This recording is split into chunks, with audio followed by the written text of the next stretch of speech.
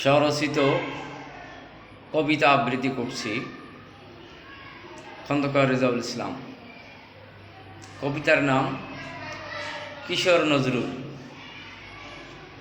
কালো মেঘ বৈশাখে তুর্য তর্জন, চমকায় বিজলি ধরণী কম্পন। আষাঢ়ে ভর ভর নদী ডোবা খাল, নজরুল জন্ম চুরুলিয়া অঞ্চল। কৈশোরে পিতাহারা নজরুল দুর্বার, নামিল বিভাবরী ব্যতীত হাহাকার। উষার বর্ষণ ছয়লাভ ময়দান, বাষ্পনে ধ্বনিত কহুলের কহুতান।